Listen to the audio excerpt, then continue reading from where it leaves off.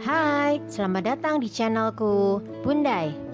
Dukung channelku yuk dengan cara like, komen, dan share sebanyak-banyaknya.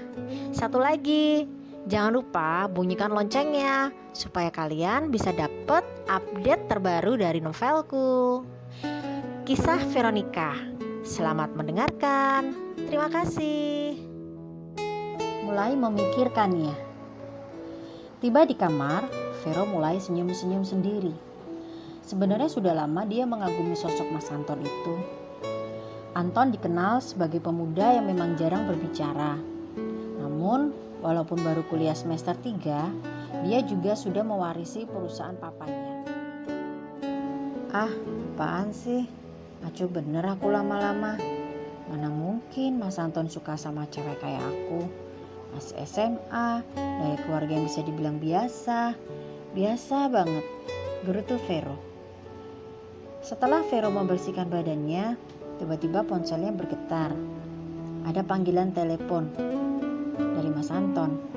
Jantung Vero langsung berlarian entah kemana. Dia mencoba menangkapnya, namun semakin melompat ke sana ke sini irama itu, hingga akhirnya dia beranikan mengangkat telepon itu. Halo? Halo Ver, aku punya berita bagus nih, ucap di seberang sana. Berita apa mas? Tanya Vero. Kamu mulai besok udah bisa kerja di salon temen aku. Selamat ya Ver. Serius mas? Terima kasih banyak ya. Tanpa sadar Vero berjingkrak-jingkrak saking senangnya. Kamu pulang sekolah jam berapa? Tanyanya menghentikan sikapku yang pecicilan tadi. Jam 1.30 mas, udah keluar dari pintu gerbang sekolah. Oh iya, mulai jam berapa aku kerja dan sampai jam berapa, kataku. Oh, pas kalau gitu, temanku minta jam 2 sampai jam 7 malam sih.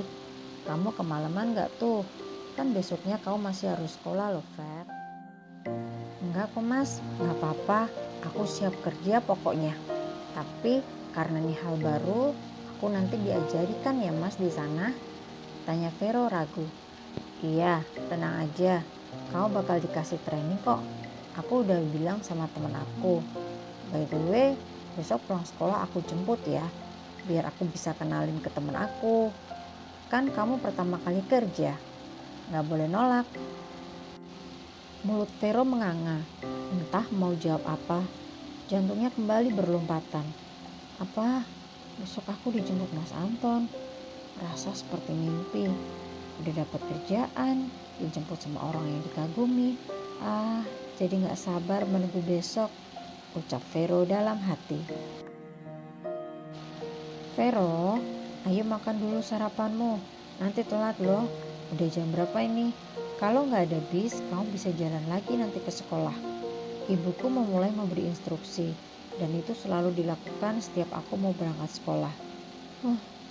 Ya bu, bentar lagi. Ayo buruan, pintanya. Ya, aku memang anak pertama yang mandiri. Setiap sekolah, aku selalu berangkat sendiri. Semenjak SD pun, aku selalu jalan kaki ke sekolah. Walau jaraknya lumayan jauh, namun aku lebih memilih itu melewati sawah-sawah, dedaunan, sambil bernyanyi. Rasanya bebas hati ini. Sama seperti sekarang, sudah SMA pun aku masih sering memilih jalan kaki daripada harus naik bus yang berkerumun di dalam bus hingga sesak nafas. Yang kadang ada segelintir tangan yang mencolek pantatku, mengelus punggungku, dan bahkan pernah hampir membuat aku diturunkan dari bus karena uangku dicopet, sehingga aku gak bisa bayar dan berlempar kata dengan kernetnya.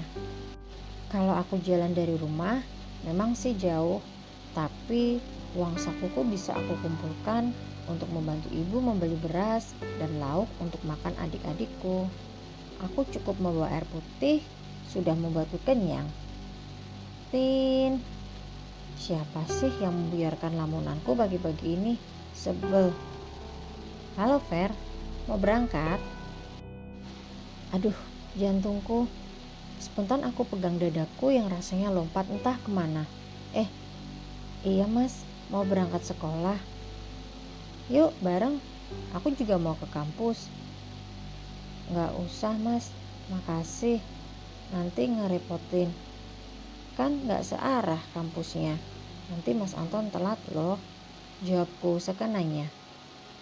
Enggak lah, masih jam 9 kok masuk kampusku.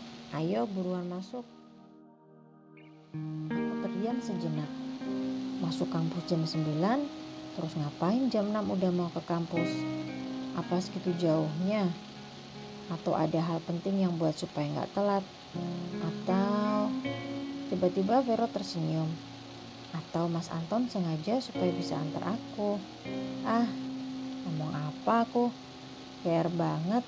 Mana mungkin selevel Mas Anton mau sama aku? Perasaan berkecamuk entah apa itu. Hello, Vero. Let's go. Masuk biar kamu juga nggak telat. Iya Mas, maaf. Ucapku lirih. Sepanjang perjalanan, kita terdiam tanpa suara. Hanya lantunan lagu di dalam mobil yang sayup-sayup ku dengar. Ini kan sekolahmu, Ver? Tanyanya membuyarkan anganku yang entah berpikir apa tadi. Hihihi. Iya Mas, betul. Aku segera turun dan tersenyum. Tak lupa aku ucapkan terima kasih. Nanti pulang sekolah aku jemput juga ya.